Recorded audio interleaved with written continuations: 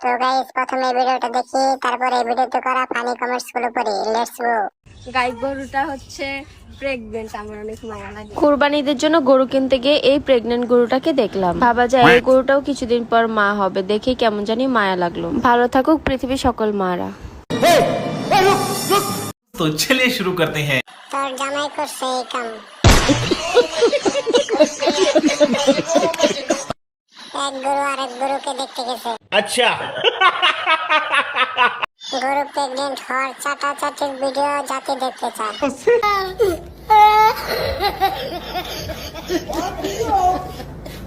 চাটাচাটির video কবে আসবে? যা পুচকা দুইজন একই রকম। কথা কি ক্লিয়ার না ভেজাল আছে? চাটাচাটি কম হয়েছে।